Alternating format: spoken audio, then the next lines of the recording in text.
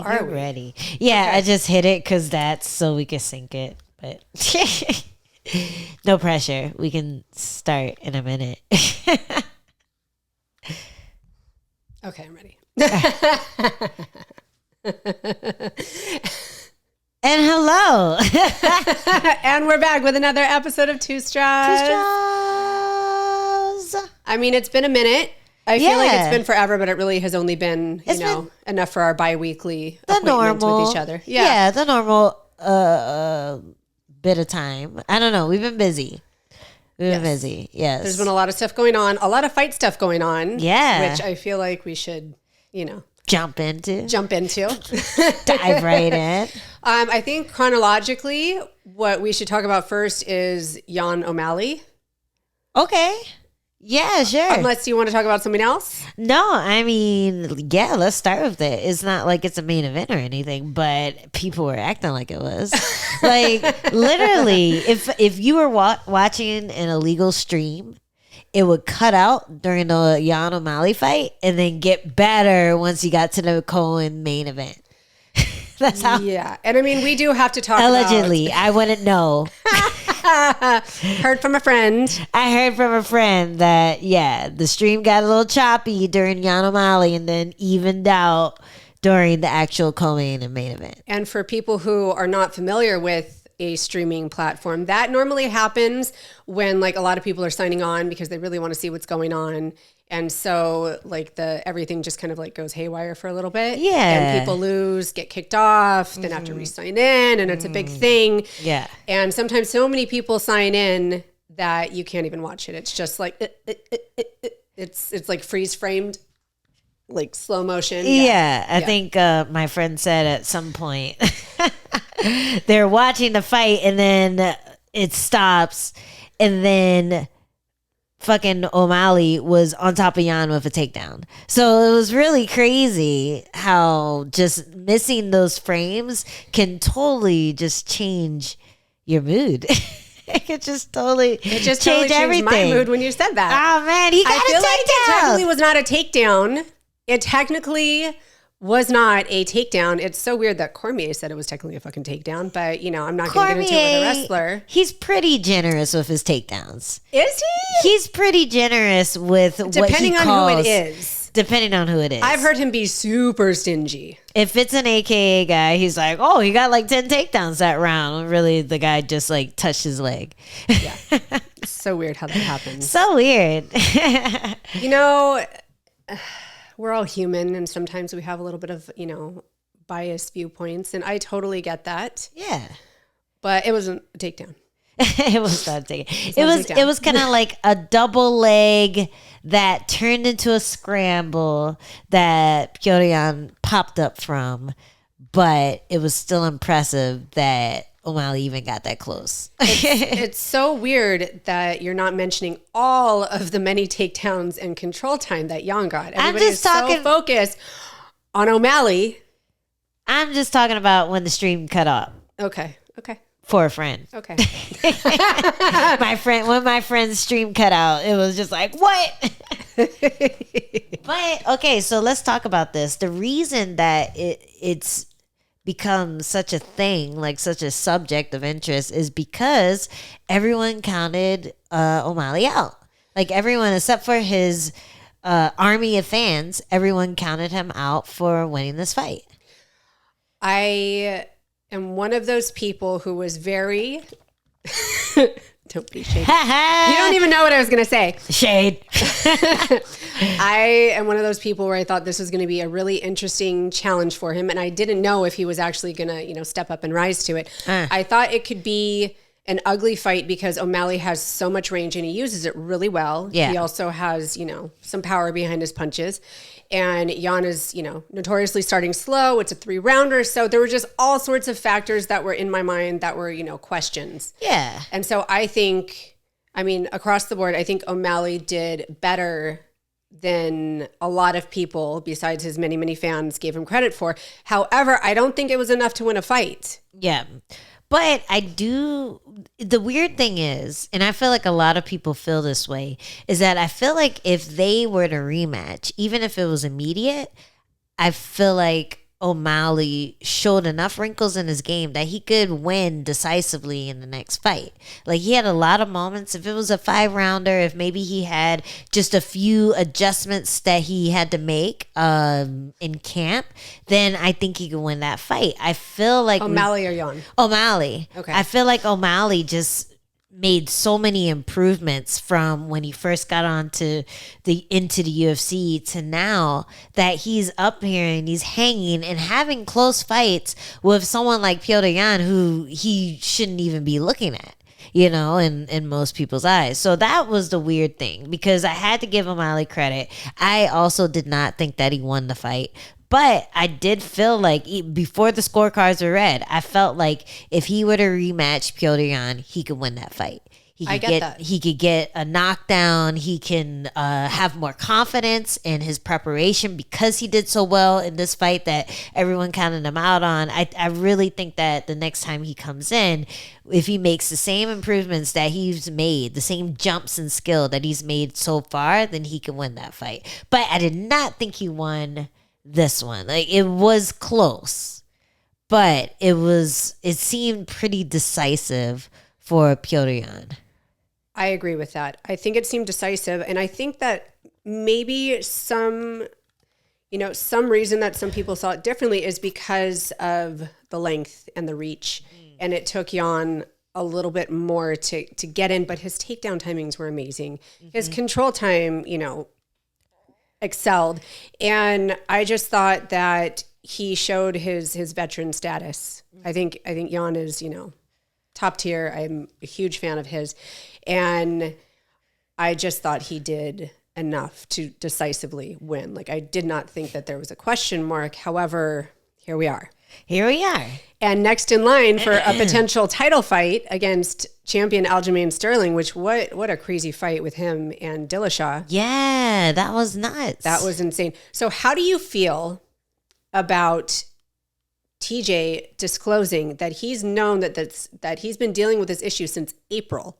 And he's known that this was going to be a factor, and he's been battling this. Like, how does it make you feel that he, like, took the fight anyways? I understand it maybe from a fighter's perspective. It's like, you want to get paid, you want an opportunity, you don't want to wait in line. He already jumped the line.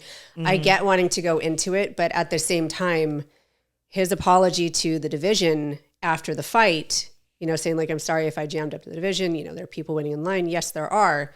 And yet he took it knowing that this was going to happen. Yeah. I'm not so sure that he held up the division, because we have Chito Vera. He's one of the ones waiting. He just fought. So if that fight were to happen, it would still take a few months to prepare and everything like that. There aren't too many people who stand out for Aljo to fight right now. So TJ Dillashaw was the best choice as of right now. A lot of those guys who would be fighting for the title either lost recently to one of the top 5, or they're waiting for their upcoming matchups. So I feel like TJ was a little bit in his feelings at how bad the fight looked, and was trying to, just kind of apologize for how bad it looks. Like, he's saying, I'm sorry that my shoulder popped out immediately. And I feel like if he was sparring every time he sparred, it popped out first round, then maybe he would be a little less inclined to take that fight. But it's an issue, but you don't know when it's going to arise. And the thing that sucks about that is, I don't know, it's always, hindsight is 20/20. And most fighters have had a fight where they go in there and they're not 100%. For sure. And he's done it before. He's fought on one leg, with the, was it Corey Sandhagen? He hurt his knee very early in the fight. He was still able to win that fight. He probably thought that lightning could strike twice. He thought that he could overcome the adversity of having one arm, but he would have the arm for a little bit until it popped out. It's just like a weird situation where you can't, I just feel like I can't knock him for trying to do the impossible. Now that we've seen what happens, it's like, oh yeah, there's no way you would have won. But he had to try. He himself had to go in there and try to make this money, try to win the belt, because once you win the belt, you're guaranteed another big money fight. You win the belt, you go on to fight for a lot more money to defend the belt, as opposed to waiting in line, possibly fighting another contender who could pop your shoulder out, and then he's out for another year or however long it takes to recover from that shoulder injury. He already bounced back from an injury, so it would have been tough for him to call it a quits if he could survive rounds of sparring. I wonder, so you and I are no strangers to having to, I guess, navigate through training camp with injuries and just doing what you can. And I just don't think he was actually sparring in training camp. Like, I don't think he really could have. I think that he knew that it was that bad. And again, I'm assuming, but I'm just trying to like get into that mindset. And I feel like he hoped that it would have lasted, but I just don't know how much training he was actually able to do, like physical, like full contact training. Which, I mean, he's getting up there in age too, so it's less likely that he is doing super full contact, but he still has to drill, he still has to work. And I'm sure his training partners were being mindful of his situation and trying to protect him. It's, it's just really unfortunate. He had, a couple of nice little moments with one arm. I was impressed by. Where? What moments? What did he do? Positive. He threw. He threw a kick and it got caught, and then he based out and his shoulder popped out. He planted. It's like, why would you put your arm down? The one that's fucked up. Just do a shoulder roll. Why would you? Why would you just? It was that. Maybe that's maybe that's the clue that he wasn't sparring. The fact that he didn't figure that out yet. Okay, I'm gonna throw a kick. If the person catches the kick, don't do that. Don't try to brace for the fall with your fucked up shoulder, because it'll probably pop out. Or you could, go back into history and look at what happened to Shogun Rua in Pride when his elbow completely dislocated. That's why you don't post out your arm. Yeah. I don't know. Learn to break fall, people. I'm a poster. I will post. But only when, everything feels good. If my fucking elbow is feeling a little wonky or my wrist hurts, then I'll probably go, I'll touch the ground and go, oh yeah. But he never had a chance to, because that's how bad it was. Like, he touched the ground, he went, oh yeah, my shoulder. But it's out already. It's an easy mistake to make, but it's just a shame that it happened within the first few seconds of the fight, because he didn't get to show people that, hey, I'm in shape. He looked like he was in incredible shape.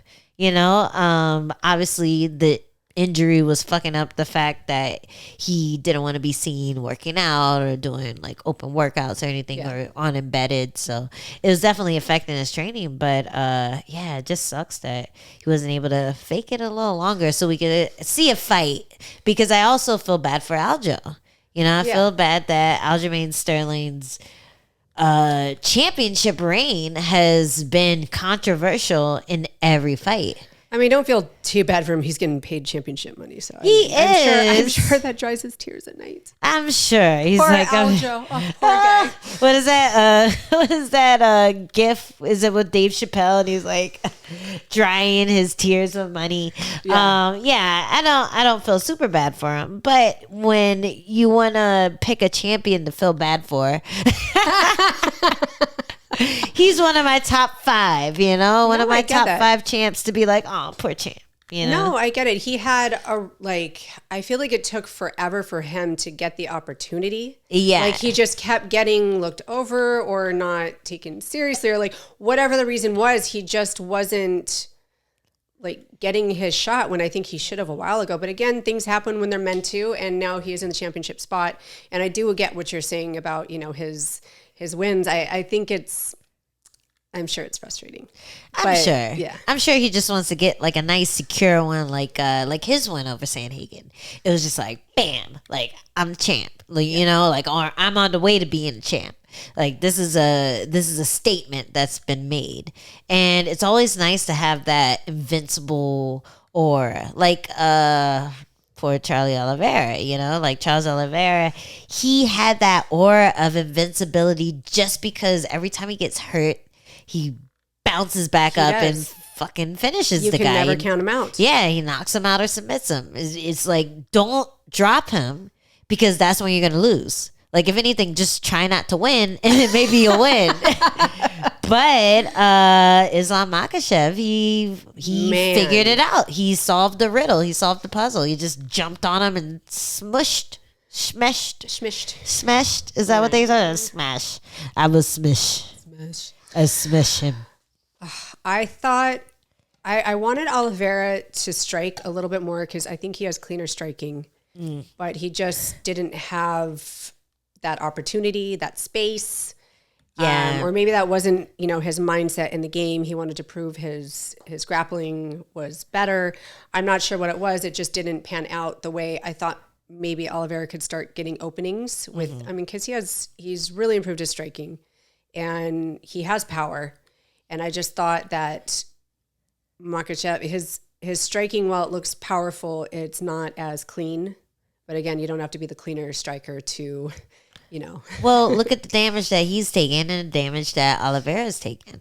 And, the weight cuts always look pretty brutal with Oliveira. Oh my God. He never really looks like he puts the weight back on in the way that someone like Islam Makhachev puts the weight back on. Like, he still looks sunken out. He still looks a little frail. And you can only take so much damage. Your chin can only take so much damage. So a lot of times you have the cleaner striker getting wobbled more often against someone who's just coming in like a wrecking ball. He's just coming in, putting all his weight behind his punches. He's not really worried about overextending. He's just going through. And a few times it looked really scary when he did his charge combo, just like that, boom, boom, boom. Yeah. It looked really scary. It looked like there was a lot of force behind those punches. And I think Oliveira felt that early in the fight. I can see that. I literally got chills just thinking about like the 50 bleach-haired blonde heads like, rallying around him for making weight. That's so cool, though. I mean, if you're going to miss weight, you can't do it in front of 50 people who bleach their hair. This is true. Just for your incentive. That was incentive to make weight, to never let that happen again. He had all of the support from Brazil. He brought all literally of Brazil in the locker room with him. Literally everyone was there. Yeah, all of the country.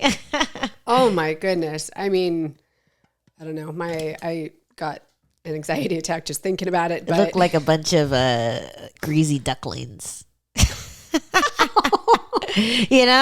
they're all like greasy. Well, no, because they're all sweaty because they were like legit like sweating with him in there. They're like shiny, glistening, like ducklings with the water. Like when they come up and it's still glistening, rolling off of their fur or not fur, feathers. They're waterproof though. Yeah, but it rolls off. They're still like beads. Okay. Yeah, they're still glistening a little bit. Yeah.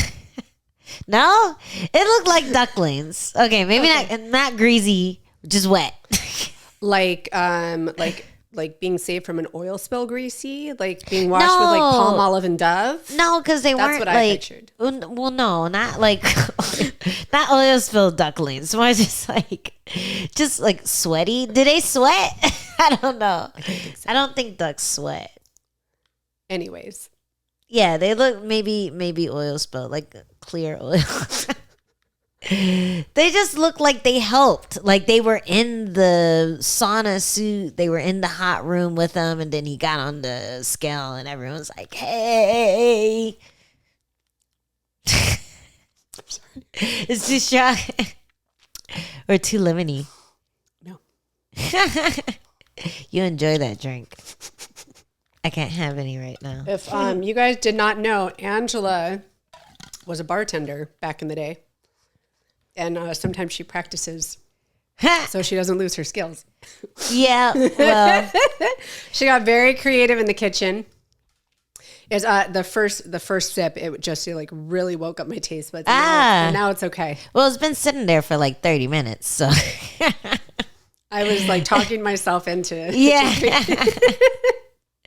Nobody's forcing you to drink it. It's delicious. Sure. I've had a rough few days, so and I just wanted to just chug it. Just chug it. Drink it like a shot. I'm sure you've drank worse.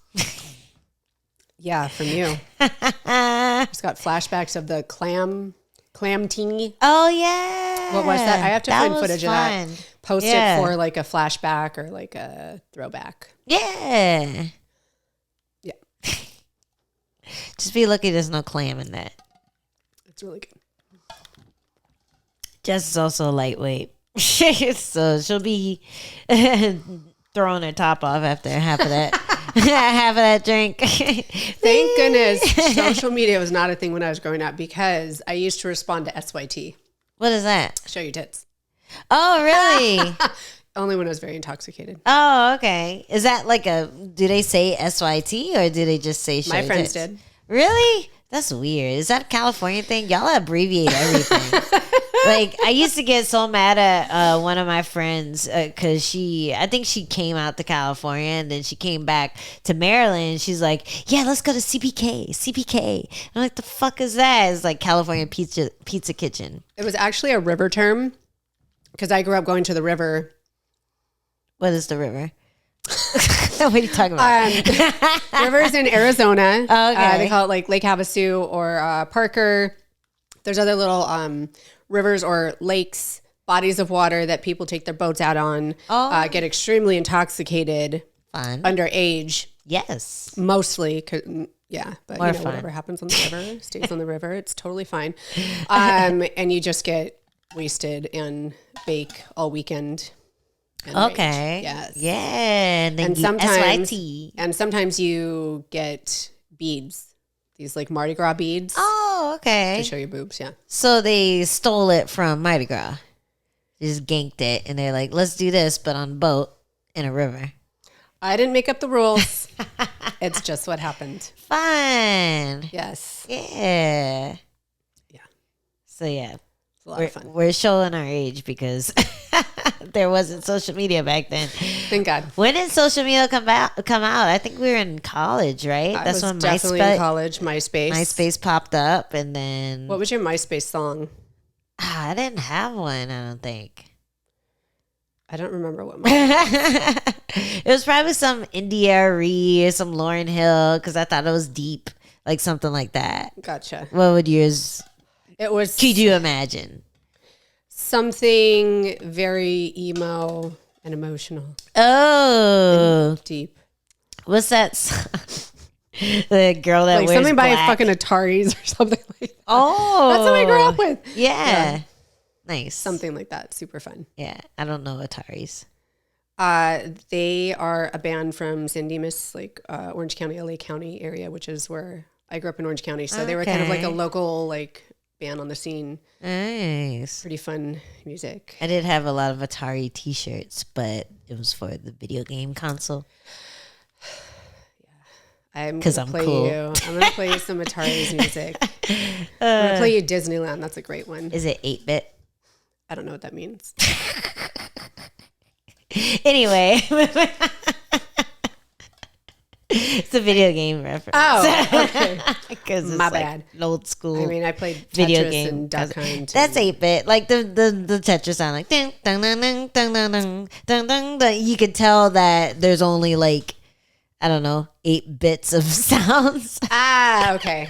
I get it. Yes. It's like playing something on one of those xylophones with only 8 like things to hit.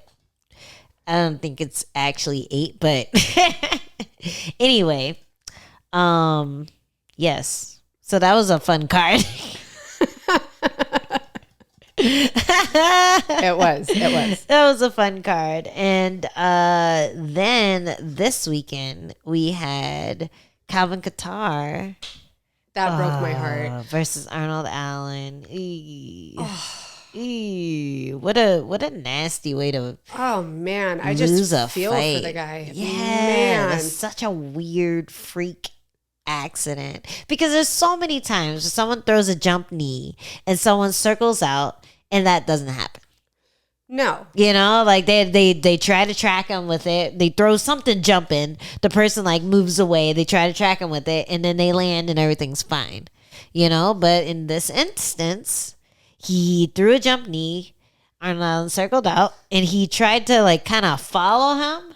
And for whatever reason, when he planted his foot, his body was still turning, and you could just see the like chunk. You could see his knee pit just kind of spasm as his weight like settled onto the canvas, and it was so nasty. Yeah, my stomach was just turning watching that. Yeah. It was awful. Yeah, it was really, and when you see the disappointment in the corner too, they're just like, they're pointing at Arnold Allen. Of course, he's like, fuck, but hey, I won, yay. They go over to Calvin Kattar, and they're just icing his knee and just, doing the gosh darn it, like that fake. Because it's just one of those things where you're always going to go back to that moment. You're always going to be like, I was doing fine until that shit happened, So, yeah, it was a rough one. It was rough. And I'm a fan of Calvin for two reasons. I like his striking. He has great, like, long-range punches. And he is a bird whisperer. What does that mean? That means that he rescues birds. Oh. Yeah. Yeah, I just discovered this. I thought it was like a fighting term. No. Like, birds love him. Like, he looks over at the person and he just goes. And they're mesmerized. I don't know what exactly it is, but he's rescued birds. Wow. Yes. So he's a bird man. He's a bird man. Birdman, motherfucker. He should walk out to Birdman. Oh, yeah. That would be really funny. I can't remember any of his songs right now, but I can hear him totally going, do it. Didn't he do the thing? Yeah, he did the thing. Yeah. He did the sound thing. You're pretty good at that. Thank you. I always go, brr. Brr. It's just, that's what it sounds like to me. Can you purr like a cat? No. No? I can't roll my R's either, so that's probably I think my tongue's just like deficient. It can't do the thing. I feel like there are some exercises that you could do to potentially help you with that in the future. Did you learn them on the river? Bet you did. Too busy playing my Ataris, not listening to them. I'm a good girl, Jess. So am I. I You just show your tits every now and then. I did.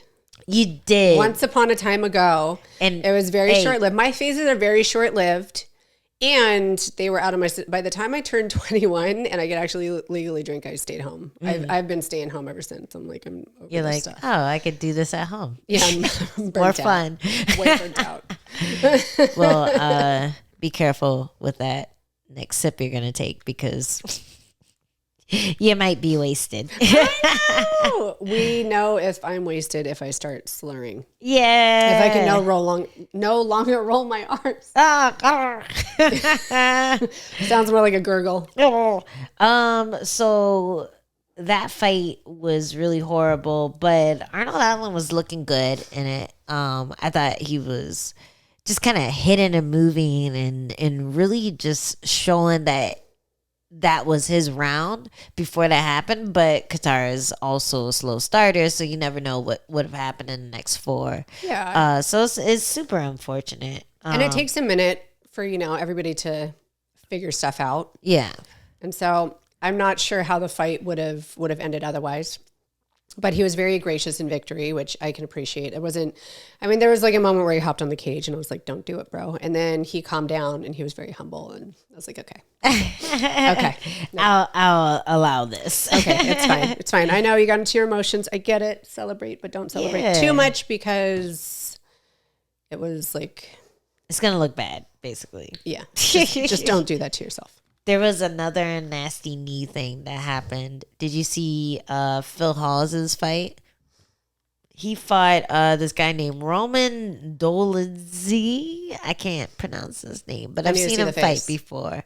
And he fought the Phil Hawes guy with the blonde hair, big old striker. I missed it. Tell me about it. It sucked because there was a moment where he got caught in like a heel hook, and I think the guy felt it pop and he let it go. Oh no! But then Phil Hawes kind of hobbled away like an injured little bird. Like it was really horrible to watch. So he was able to survive for a little bit until he cornered him against the cage, and he was literally fighting on one foot and ended up getting knocked out like pretty badly. I think I saw the highlight of it, but I wasn't able to catch like many of the fights that night. Yeah, it was just super nasty. But since we were on the subject of knee things, like that was a really, it was just like gross to me because it was so bad. The submission attempt was so bad that the guy putting it on let go. Like it's like you don't want to be freaking Paula Harris or anything like that. But yeah. you also like you don't want to let go because that can happen. Exactly. But you don't want to hold survive. on too long, or like a Babalu.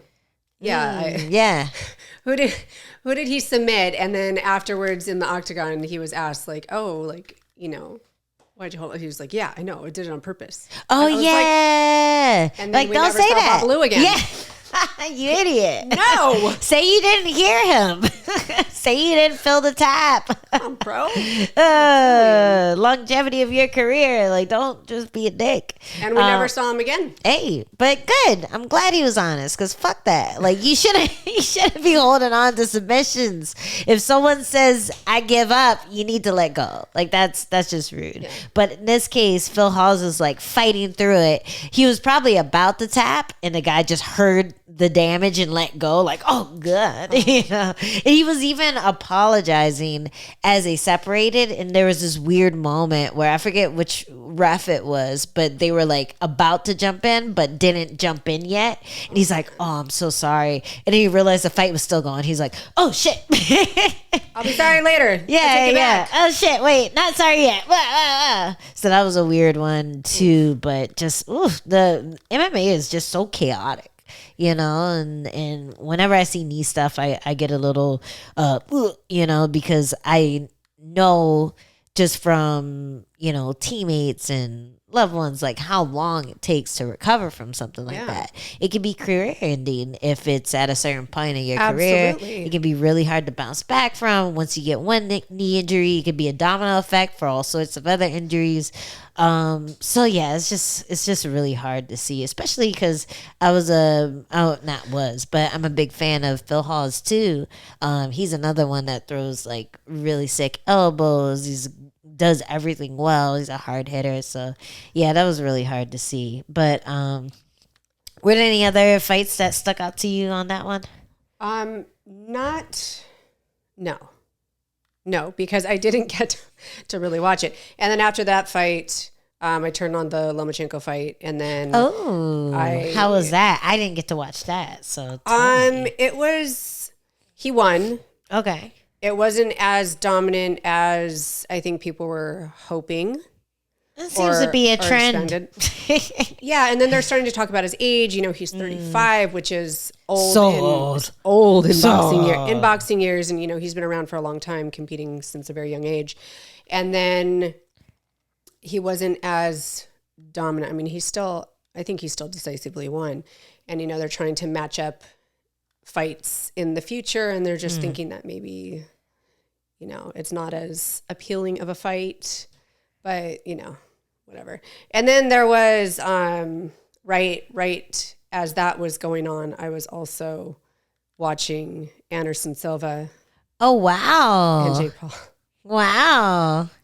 It was, yeah. Yeah, I caught some of that too. Let's have a moment of silence for MMA.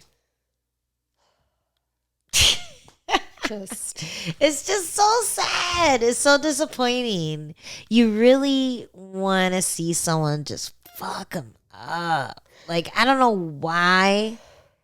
Because he doesn't seem like that bad of a guy, like Jake Paul. I'm sure, like he plays a good bad guy to me. He plays a good bad guy, but he also plays a good guy, which tells me that he's just doing whatever is gonna get clicks. He's an entertainer. He for sure is a shit stirrer. He is a agitator. He knows how to get people watching the shit that he does. Whether you want to see him win or lose, you're gonna tune in. Yeah. So what did you think about the fight overall? So It was... I have very mixed feelings and thoughts and emotions about this because, again, it's like, it's one of our own. Yeah. It's fucking Anderson Silva. He's the For GOAT. crying out loud. Yeah. And for him to lose to someone who is just starting their combat career, it's baffling to me. Yeah. I thought what was going on is like, do you remember when Mayweather fought McGregor? Mm-hmm. And, you know, Mayweather is a freaking stud. And you saw him just kind of like carry McGregor, if you will. Yeah. You know, McGregor like, has some moments in the fight. He did. landed a couple things. He did. Little shoulder rolls, but Yeah. still, you got a bit of face in the shoulder rolls. It's, you know, I just thought like it was kind of the same, like my mind was saying this is kind of the same thing. This is Anderson Silva is kind of carrying this guy in the fight. You know, he's not trying to like embarrass him. He's trying to make it look like a good fight. And then I was, you know, wondering when like the thing was going to happen. And Yeah. it never When are you happened. going to stop carrying Yeah. someone? I was like, when are you gonna like capitalize? And there were moments where I thought he was gonna, you know, pick it up and capitalize, and he didn't. And then before you know it, it's the 8th round, and I'm hearing the commentary guys say, "Oh, Anderson Silva's gonna need to knock this guy out if he wants to win." And I was like, "Excuse me." And then he got dropped, and then he lost a decision, and I was just, I'm confused. Yeah, the commentary seemed very Jake Paul leaning. And while I was watching the fight, I felt like it was close, but I felt the same thing. Like it was close because Silva was allowing it to be close. Because there were so many moments where he would paw with something and he'd line up like a cross or line up a punch perfectly, and then he'd almost stop right before it landed. Like he just like he'd show the punch, but there was no reaction. So you're like, okay, you should have thrown the punch, or next time he'll probably throw the punch that he saw Jake Paul didn't react to, but then it will happen again. So it was really frustrating as a striker who has watched Anderson Silva outbox the fuck out of so many people and see him line up these punches and then stop short of actually releasing the punch. It was a really odd moment, and there were a few points where it even looked like he accidentally hit him too hard. Like what was like the 6th round or something, he was like punching in the pocket and then kind of came up with an uppercut, and I think Jake Paul just his like reactions were so bad. he just like went, he did this to the uppercut. The same thing he did to the mic the day before. Just the way that he was covering, I just felt he was really like he was not comfortable in the pocket. He was throwing his face into punches, and Anderson Silva was stopping his fist from hitting him. I don't know, maybe his hand hurt or something. He didn't feel like mashing his face in. But there were a few moments like that where I was just like, you know what, fuck this fight. And I think I stopped paying attention after that because I felt you've heard the rumors that the Woodley fight was a fix. Right? I mean, yeah. So in my mind, I already have this going on, and then I see those punches get lined up, and then he doesn't pull the trigger, and then in my brain, I'm just like, this shit's a fix. So I'm a little salty. I'll admit it. I'm salty I that get it. he beat Anderson Silva, but at the same time, I feel like he let Jake Paul win. But you have to take into consideration that, you know, Anderson Silva's 47. He's not in his prime. He's not a boxer. There's a lot of things to consider. There's a lot of possibilities. There's a lot of questions. And the MMA fighter in me is going to be hella fucking biased towards Anderson Silva. I'm like, Sure. God, he let that happen. There's no way this motherfucker can just show up and then beat Anderson Silva after like 5 years of training. So I don't know. It's frustrating to watch, and I didn't want to watch it because I knew I'd feel like this, and I knew he was gonna win because every time I think someone's gonna beat him, like, oh, he's never gonna get through this person, he still gets through him. So it's just so frustrating. But Uriah Hall was also on that card. He won decision against his opponent, and he was talking about fighting Jake Paul in the future. What do you think about that matchup? I don't care about that matchup. I don't. Why? I mean, you don't want to see it happen again? No. I want to see Jake Paul fight an actual boxer. That's what I want to see. I'm tired of. Oh, hi, Butcher. Oh my goodness. You didn't know he was there? I didn't know he was right there. That's Hello. a spot. Hi, baby. Butcher. I just didn't know he was He's there. over us. Know, goodbye, like, buddy. Bye-bye. Do you want to come back? Come here. Nope. Okay, goodbye. Bye, Mom. He's like,